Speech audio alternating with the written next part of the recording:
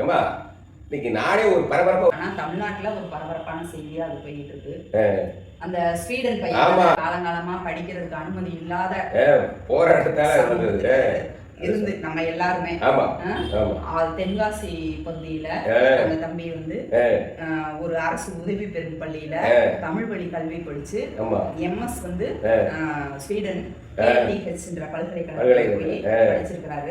அங்க MS முடிச்சிருக்கிறாரு. சிறந்த மாணவர்ங்கிற பட்டம் சேர்ந்து வாங்கியிருப்பாரு.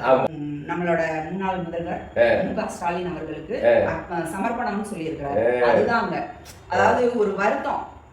என்னடா கல்விக்காக இவ்வளவு பண்ணியிருந்தாங்க, பெண்களோட முன்னேற்றத்துக்கு எத்தனையோ நலத்திட்டங்கள் கொண்டு வந்திருந்தாங்க, அப்படி இருந்து தேர்தலில் தோல்வி அடைஞ்சிட்டாங்களே அப்படிங்கிற வருத்தம் நிறைய பேருக்கு. ஏன் எதிர்கட்சியில இருந்தவங்களுக்கு கூட அந்த ஒரு இதெல்லாம் வருத்தம் இருக்கு. ஆனா இப்போ நான் சொல்றேன், ஆட்சியில வேணா அவங்க தோத்து போயிருக்கலாம், ஆனா அவங்களோட எண்ணங்கள் வெற்றி பெற்றிருக்கு. ஏன்னா நம்ம சாதாரண மக்கள் எல்லாம் படிச்சு மேல வரணும், நல்ல நிலைமைக்கு வரணும்னு அவங்களோட தொடர் முயற்சி இருக்கு இல்லையா. இன்னைக்கு இவங்க வந்து இது வந்து உச்சமான ஒரு நிலை. இந்த 5 வருஷம் கல்வியில ஒரு 100 ஆண்டு கால தொடர் முயற்சி. அயோத்திதாச பண்டிதர் அந்த காலங்கள்ல இருந்தே படிக்கிறதுக்கு அப்படி முயற்சி. இது உச்சபட்சமா இருக்கு. அதுல இந்த மாதிரி மாணவர்கள் வந்து அவருக்கு அர்ப்பணம் பண்றதுங்கிறது அவருக்கு இந்த தமிழ்நாட்டு முதல் அமைச்சர்ன்ற பதவியை விட சிறப்பான சந்தோஷத்தை கட்டாயம் கொடுத்துருக்கோம். ஆயிரக்கணக்கான மாணவர்கள், இது சாதாரண விஷயம் இல்லைங்க.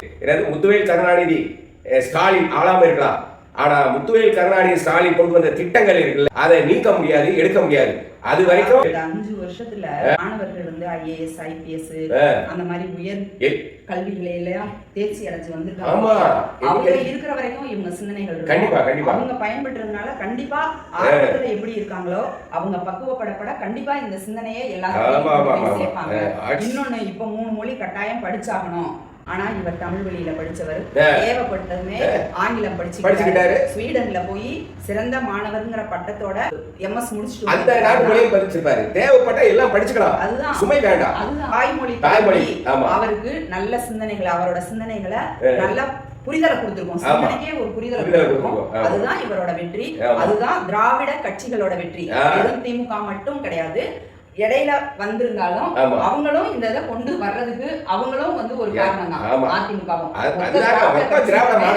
திராவிட கட்சிகளுமே கல்விக்கு கொடுத்த முக்கியத்துவத்தோட வெற்றி தான் இது. நம்ம உளவியல் படிச்சிருக்கிறோம். ஆமா, இருமொழி போதும். அவை தேவையான படிச்சுக்கிட்டு எங்க போனாலும் மாற்று மொழி ஒரே மாதம் முடிச்சிட முடியும். சுமையை தூக்கி வச்சுனாக்கும் கீழ்நிலையில் இருக்கல, குடிசையில் இருக்கல, அவெல்லாம் எப்படி படிப்பா? கிராமப்புற மாணவர்கள் தான் இந்தியாவே இந்த அளவுக்கு கொண்டு வந்திருக்காங்க. அதுல வந்து கிராமப்புற மாணவர்கள் அப்படியே அடித்தட்டிலே வச்சாங்க. தயவு செஞ்சு உழைக்கும் மக்களை நம்ம தான் புரிஞ்சுக்கணும். நன்றி, வணக்கம்.